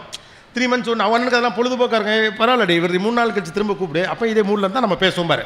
3 நாள் கழிச்சு 2 பேரும் குரூப் காலில் வருவாங்க, மச்சான் அப்படிமாப்பில் எப்போ வரீங்க வீட்டுக்கு அப்படிம்பாங்க. 3 நாள் கழிச்சு எப்படி 2 பேரும் சந்தோஷமாக சேரத்தான் போகிறோம். அதுக்குள்ளே எதுக்கு இவ்வளோ வெறுப்பை சேமிக்கணும்? அது எந்தோ ஒரு இடத்துல போய் சேரும்ல மைண்டில். அது சிலதுனால அப்படியே அந்த குடம்பு வத்த நீங்கள் ரொம்ப சுண்ட வச்சுட்டிங்கன்னா சட்டியில் ஒட்டிக்கும், அதை எடுக்கிறது ரொம்ப சிரமம். அந்த லெவலுக்கு பகைமை வளர்க்காது. இதை விட்டால் யார் இருக்க போகிறா உங்களுக்கு? இந்த உலகத்திலே உங்களை யார் அதிகம் நேசிட போகிறா? உங்கள் வீட்டில் இருக்கும் மனிதர்களை விட உங்களை நேசிப்பதற்கென்று இந்த உலகத்தில் யாராவது இருக்காங்களா என்ன? உங்களை கடைசி வரை நேசிக்கப் போவது உங்கள் கணவன் தான், உங்களை கடைசி வரை நேசிக்கப் போவது உங்கள் மனைவி தான். பிள்ளைகள்கிட்ட கூட அந்த கேரண்டி நீங்கள் எதிர்பார்க்க முடியாது. ஏன்னா அவன் பொண்டாட்டியை நேசிப்பான். எப்படி உங்கள் புருஷன் அவர் பொண்டாட்டியை நேசிக்கிறாரோ. இப்போ என் ஃப்ரெண்டு ரொம்ப அழகாக சொன்னான், கல்யாணத்துக்கு முன்னாலே நான்லாம் நான் என் பொண்டாட்டி பேசி தான் கேட்பேம்மா, இப்போவே நீ சொல்லிட்டே நாளைக்கு பண்ணி குறைபட்டுக்கக்கூடாது அப்படி. இந்த கல்யாணத்துக்கு முன்னாலெல்லாம் சொந்தக்காரங்களாம் இருக்கப்போ சொல்கிறான், சபையிலே சொல்கிறான். அப்போ எங்கள் அம்மா என்ன தம்பி விளையாட்டாக பேசுகிறியா அப்படின்னா, விளையாட்டாக பேசலாமா, சீரியஸாக தான் பேசுகிறேன், நீ எங்ககிட்ட அடிக்கடி என்ன குறைபட்டுப்ப, அப்பா என் பேச்சையே கேட்க மாட்டேங்கிறான்னு குறைபட்டுக்கிட்டேன், நீ பட்ட கஷ்டத்தை நம்ம வீட்டுக்கு வரப்பில்ல கஷ்டப்படலாமாம்மா, அதனால் அவள் சொல்கிறதா நான் கேட்பேன்னா சொன்னபடி அவள் சொல்கிறதா அவன் கேட்குறான். எல்லாத்தையும் விட்டு விட போகிறாங்களா என்ன? அதானே நல்லது. அப்போ எப்படியும் அந்த மனிதரோடு நீங்கள் உறவாட போகிறீர்கள் என்றால் எதற்காக இவ்வளவு பகைமை? எதற்காக அதுக்குள்ளே நீ சேவ் பண்ணி வச்சு இந்த பியூட்டிஃபுல் எனர்ஜி எல்லாத்தையும் டப்புன்னு மாற்றுறீங்க? மனிதன் நல்லவன், முதல்ல நம்புங்க. Humans are so beautiful. இந்த உலகத்தில் அற்புதமான கிரியேச்சர் நான் மனிதனை தான் பார்க்குறேன். கழுத்தை கடிச்சு கொதறி இன்னொருத்தனையும் ஜாம்பி ஆக்கிற ஒரு மனிதன் கூட நான் மனிதனாக தான் பார்ப்பேன். நான் இந்த இடத்துல வந்து நிற்கிறதுக்கு எல்லா இடத்துல மனிதர்களே காரணமாக இருந்திருக்கிறார்கள். கோவிந்துக்கு கவிதை வரும் என்பதற்காக தேடி தேடி அல்லிமால் ஸ்ட்ரீட்டில் நோட்டு புத்தகங்கள் வாங்கி பைன் பண்ணி அழகழகாக எழுதி கொடுத்தது நண்பர்கள் தான். என்னை மேடையேறி அழகு பார்க்க வைக்க வேண்டும் நினைத்தது என்னுடைய மனிதர்களும் என்னுடைய நண்பர்களும் என்னுடைய உறவுகள் தான். இன்றைக்கி நம்ம இந்த இடத்துல வந்து உட்காந்து நிற்கிறதுக்கு பின்னால் இவ்வளோ மனிதர்கள் தான் காரணம். நீங்கள் கொடுத்த இடத்துல தான் நான் நிற்கிறேன் இல்லையா? இதுக்கு நடுவில் இவனுக்கு ஏதாவது தெரியுமா? இவர் முட்டா பையன் 4 பேர் சொன்னால் அதுக்கு என்ன? அது அவங்க கருத்து தானே, போயிட்டு போதே. அன்பு செய்ய ஆதரவு காட்ட 1000 பேர் இருக்கிற போது உங்களை அழுத்தி பேசுகிற ஒற்றை மனிதர் மீது ஏன் உங்களுக்கு இவ்வளவு காழ்ப்பு? அதுக்குள்ளே நெகட்டிவை சேர்க்காதீங்க. 3 நாள் கழித்து சேரதான் போகிறோம். 2 குடும்பத்துக்கு பகை, 20 வருஷம் பகை. 2வது தலைமுறைக்கு நமக்கு இப்படி ஒரு சொந்தக்காரன் இருக்கானே தெரியாது. ஆனால் ஊருக்குள்ள அரச பரசலாக பேசிப்பாங்க, அவங்களாம் அவங்க சொந்தக்காரங்கன்னு. அவன் எப்படி நமக்கு சொந்தம்னே தெரியாது. ஏன்னா அவங்க எங்கேயோ இருப்பாங்க, நம்ம எங்கேயோ இருப்போம். நம்ம ஊருக்குள்ளே இருப்போம், ஆனால் பகை. 20 ஆண்டு கால பகை. அவங்க வீட்டுக்கு நாம் போகிறதில்ல, நம்ம வீட்டுக்கு அவங்க போகிறதில்ல, நல்லது கெட்டதில்ல. அவங்க பத்திரிக்கை வைக்கிறதில்ல, நம்ம பத்திரிக்கை வைக்கல. சில சாவு கூட போனதில்லை, போனால் தூரத்தில் நின்றுட்டு வந்துட்டோம். அந்த மாதிரியான ஒரு பகை இந்த இடத்துல. ஏதோ ஒரு பொதுவான நிகழ்வு, 2 குடும்பங்களுக்கு வேண்டப்பட்ட முக்கியமான கல்யாணம், 2 குடும்பமும் போயே ஆகணும். அந்த குடும்பமும் வர்றாங்க, இந்த குடும்பமும் வர்றாங்க. 20 ஆண்டு கால பகை எதிரில் சந்திக்கிறாங்க. இங்கே ஒருத்தர் என்ன பண்ணுறது தெரியாமல் இவர் கண்ணை சந்திச்சிட்டாப்புல. சந்திச்சுட்டு தவிர்க்க முடியல, என்ன செய்யறதுன்னு தெரியாமல் வாங்க அப்படின்னு சொல்லிட்டாப்புல. 20 ஆண்டு கால பகை இதெல்லாம் வாழ்க்கையில் நடந்திருக்கு. வாங்கன்னு சொல்லிட்ட மறு நிமிஷம் நல்லா இருக்கீங்களான்னு இருந்தால் அதுக்கப்புறம் 2 பைத்தியக்கார பயிலும் கருவிருந்தில் உட்காந்து மாப்பிள்ளை எதுக்காக சண்டை போட்டுக்கிட்டேன்? ஏன்டா 20 வருஷம் போயிடுச்சுரா. கேவலம் எதுக்கு சண்டை போட்டோம்னே தெரியாத ஒரு விஷயத்திற்காக நீங்கள் 3 தலைமுறை உறவை அறுத்திருக்கிறீர்கள். அடுத்தடுத்த தலைமுறை பிள்ளைகள் ஒன்று சேர்ந்து வளர்வதற்கான வாய்ப்பை தடுத்திருக்கிறீர்கள். எத்தனையோ ஒருவருக்கு ஒருவர் அன்பு செய்வதற்கான சாத்தியக்கூறுகளை கெடுத்திருக்கிறீர்கள். உங்கள் ஈகோ ஜெயித்தது, வாழ்க்கை தோற்றது. ஏன் சண்டை போட்டோம்னே தெரியாமல் கறிவிருந்தில் 20 வருஷம் கழிச்சு முட்டாள்தனமாக பேசிக் கொண்டிருப்பதற்கு பதிலாக முதல் நாளே போய் சாரின்னு சொல்லி காலில் விழுங்க பாஸ். அவங்க காலில் நீங்கள் விழுங்கோ, இல்லை உங்கள் காலில் அவங்க விழுகட்டும். வேலையை பார்த்துட்டு இட்லியை சாப்பிட்டு டிவியில் ஏதாவது காமெடி ஷோ பார்த்துட்டு படுத்து தூங்குங்க பாஸ். வாழ்க்கை ரொம்ப சிம்பிள். பிம்பிலி கீப் பிலாப்பி, டோன்ட் காம்ப்ளிகேட் இட். வாழ்வில் தோற்பதற்காக நீங்கள் எடுக்கும் முயற்சியில் பாதி எடுத்தால் கூட ஜெயிச்சு விடலாம். Don't complicate life. Life is so beautiful. The very purpose of life is living. வாழ்தலின் அடிப்படை நோக்கம் என்பது வாழ்வது தான். அதற்கு பிறகு தான் சாதிக்கிறது. இமயமலையில் போய் கொடி பிடிச்சி இப்படி நிறுத்தி இந்த ஃபோட்டோ எடுத்துக்கிறது, செல்ஃபிகளில் லைக்ஸ் வாங்குறது, ஃபேஸ்புக்கில் லைக்ஸ் வாங்குறது, இவ்வளோ பேர் ஃபாலோவர்ஸ் இருக்காங்கன்னு பீத்திக்கிறதுலாம் அதுக்கப்புறம் வரட்டும். முதல்ல வாழுங்க. என்ன வாழ்கிறோம்னே வாழ்க்கை முழுக்க வாழாமல் கடைசி வரைக்கும் இந்த வாழ்க்கை நல்லா இருக்குமா நல்லா இல்லைங்கிற கவலையோடே வாழ்ந்து கொண்டு நெகட்டிவான விஷயங்களை மைண்டில் ஏற்றுறதுக்கு பதிலாக சந்தோஷமாக வாழுங்க. நான் சொன்னபடி வாழ்ந்துட்டு ஒரு நாள் நாம் எல்லாம் செத்து போயிடலாம், ஒரு பிரச்சனையும் கிடையாது. நம்மளாம் அப்படிலாம் போனால் கூட மேலே கூட ஜாலியாக பேசிக்கலாம். சூப்பரில் மச்சான், நீங்களும் சூப்பராக வாழ்ந்தேன், நானும் சூப்பராக வாழ்ந்தேன், வாங்க செகண்ட் இன்னிங்ஸ் ஆரம்பிப்போம். Life is very simple. Don't complicate it. முதலேந்து வருமா, வாழ்க்கையை முழுக்க உங்கள் கட்டுப்பாட்டுக்குள் வைத்துக்கொள்ள நினைக்காதீர்கள். எப்போது நீங்கள் கட்டுப்பாட்டுக்குள் வைத்துக்கொள்ள நினைக்கிறீர்களோ அப்போது அது தவறுகிற போதெல்லாம் உங்கள் மனசுக்கு வழி வரும். வாழ்க்கையில் சில விஷயங்கள் நடப்பதற்கு சில காரணங்கள் இருக்கிறது. ஒன்று நடப்பதற்கும் ஒரு காரணம் உண்டு, நடக்காமல் போவதற்கும் ஒரு காரணம் உண்டு. எல்லாவற்றையும் கேள்வி கேட்டுக்கொண்டு உங்களை தொந்தரவு செய்து கொண்டே இருக்காதீர்கள். 3வது, ஏன் இப்படி செய்கிற என்ற கேள்விக்கு பின்னால் உங்கள் அகம்பாவம் தான் ஒளிந்திருக்கிறது, அக்கறை இல்லை என்பதை புரிந்து கொள்ளுங்கள். 4வது, சில நேரங்களில் சில சின்ன விஷயங்களை அப்படியே கடந்து போவதன் வழியாக எளிமையான ஒரு வாழ்க்கை முறையை நீங்கள் தேர்வு செய்து கொள்ளலாம். 5வது, இந்த வாழ்க்கை என்பது துயரமானது என்ற அந்த கருத்திலிருந்து வெளியே வாருங்கள். வாழ்க்கை என்பது மகிழ்ச்சியானது. 6வது, பிள்ளைகளிடம் இந்த பயத்தை பெரிய அளவுக்கு திணிக்காதீர்கள். வாழ்க்கை குறித்து உங்கள் பயத்தை தொலையுங்கள். 7வது, சிரிப்பு வந்தால் சிரியுங்கள், அழுகை வந்தால் அழுங்கள், மரணம் வந்தால் மரணம் வந்துவிட்டு போகட்டும், வாழும் வரை மகிழ்ச்சியாக வாழ்ந்துவிட்டு போகிற ஒரு வாழ்க்கையை பாருங்கள். 8வது, நீங்கள் நினைத்த ஷேப்பில் தான் உங்களுக்கு எல்லா பரிசுகளும் கிடைக்க வேண்டும் என்று நினைக்காதீர்கள். உங்களுக்கு கடவுள் எல்லா இழப்பிலும் ஏதோ ஒரு விதையை விட்டு தான் போவான். இழப்பை கவனிக்கிறவன் இழப்பை கவனிக்கிறான், விதையை கவனிக்கிறவன் விதையை கவனிக்கிறான். லைஃப்பில் நீங்கள் நினச்ச இடத்த அடையணும் அப்படிங்க நினச்சிங்கன்னா உங்களுக்கு தேவைப்படக்கூடிய இந்த மனத்தினுடைய எனர்ஜியை பத்திரமாக சேமிச்சு வைங்க. மனதின் ஆற்றலை பத்திரமாக சேமித்து வைத்திருப்பதான் ரொம்ப முக்கியமானது. 10வது, இந்த மனதின் ஆற்றலை திருடுகிற மனிதர்கள் கருவிகள் எதுவாக இருந்தாலும் விலக்கி வையுங்கள். வாழ்க்கை எளிமையானது. சந்தன காற்று நம் ஜன்னலில் வீசட்டும், சரித்திரம் நாளை நம் சாதனை பேசட்டும். நன்றி, வணக்கம். தேங்க்யூ.